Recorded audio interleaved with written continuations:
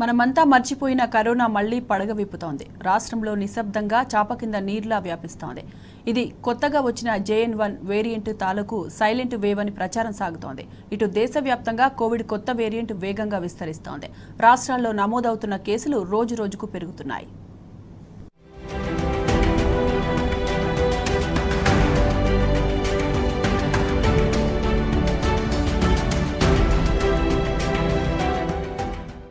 ప్రపంచాన్ని గడగడలాడించిన కరోనా మహమ్మారి మరోసారి భయపెట్టేందుకు వస్తోంది.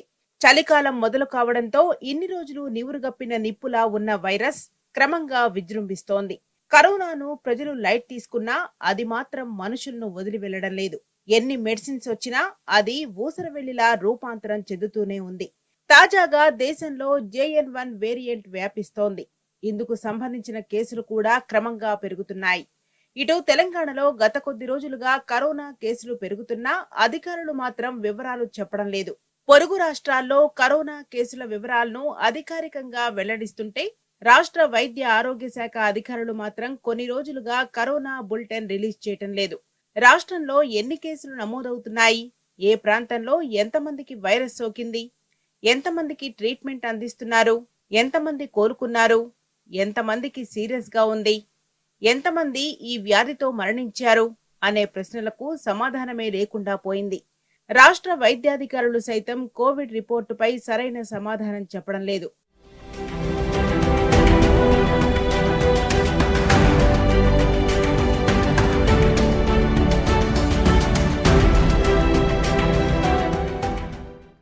తెలంగాణలో మాత్రం కరోనా కొత్త వేరియంట్ JN1 చాప కింద నీరులా విస్తరిస్తుందని వైద్య నిపుణులు అభిప్రాయపడుతున్నారు. క్రమంగా కేసులు పెరుగుతున్నాయని ఆందోళన వ్యక్తం చేస్తున్నారు. CSIR, CCMB, టిక్ శాస్త్రవేత్తలు మురుగునీటి నమూనాలను సేకరించి నివేదికను సిద్ధం చేశారు. అయితే వైరస్ సోకిన చాలా మందిలో ఎలాంటి లక్షణాలు కనిపించడం లేదు. కొందరిలో స్వల్ప జలుబు, దగ్గు, జ్వరం, ఆయాసం వంటి లక్షణాలు కనిపిస్తున్నాయని, తీవ్రమైన లక్షణాలు కనిపించలేదని రిపోర్ట్లో పేర్కొన్నారు. లక్షణాలు కనిపించిన వారిలో కూడా అతి కొద్ది మంది పరీక్షలు చేయించుకుంటుండటంతోనే కేసులు తక్కువ సంఖ్యలోనే నమోదవుతున్నాయని అభిప్రాయపడుతున్నారు. వాస్తవంగా మాత్రం జంట నగరాల్లో అత్యధికులకు JN1 వేరియంట్ ఇప్పటికే సోకిందని శాస్త్రజ్ఞులు అంచనా వేస్తున్నారు.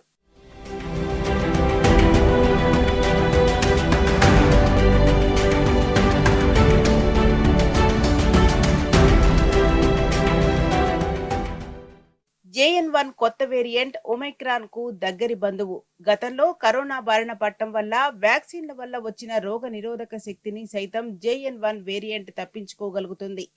ఇది చాలా నిశ్శబ్దంగా వ్యాపిస్తోంది.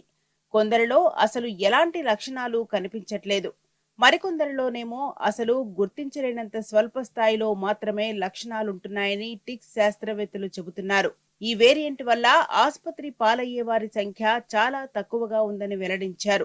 తమ పరిశీలన కోసం హైదరాబాద్లోని 18 ప్రాంతాల్లో ఓపెన్ నాలాలు, బెంగళూరులో 26 మురుగునీటి శుద్ధి కేంద్రాల నుంచి, విజయవాడ, పూణే తదితర నగరాల నుంచి కూడా నమూనాలు సేకరించామని, వాటిలో వైరల్ లోడ్ పెరిగే ట్రెండ్ గతేడాది డిసెంబర్ మొదటి నుంచి కనిపిస్తోందని తెలిపారు. మురుగునీటి నమూనాలను తరచుగా పరిశీలించడం ద్వారా ఇన్ఫెక్షన్లు పెరుగుతున్నాయా లేదా తగ్గుతున్నాయా అనే విషయాన్ని ఎప్పటికప్పుడు తెలుసుకుంటున్నామన్నారు.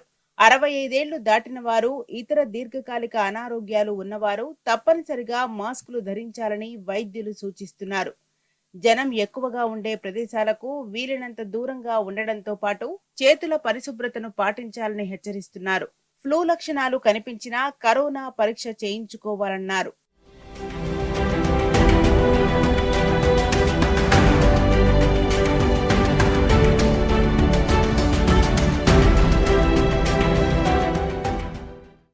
JN1 వేరియంట్ వ్యాప్తిపై ఆందోళన వ్యక్తమవుతున్న నేపథ్యంలో గాంధీ మెడికల్ కాలేజీలోని ల్యాబొరేటరీలో దీనికి సంబంధించిన పరీక్షలు వేగంగా జరుపుతున్నారు.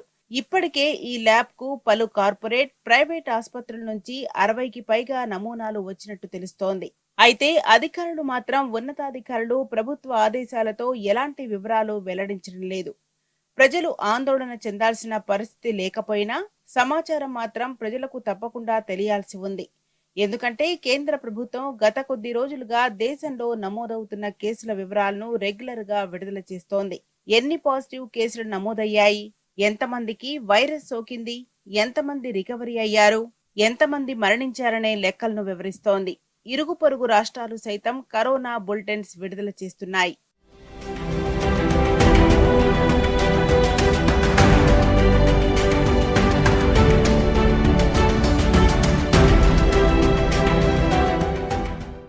JN1 వేరియంట్ వ్యాధి తర్వాత దేశంలో కరోనా లక్షణాలతో కొంతమంది మరణించారు.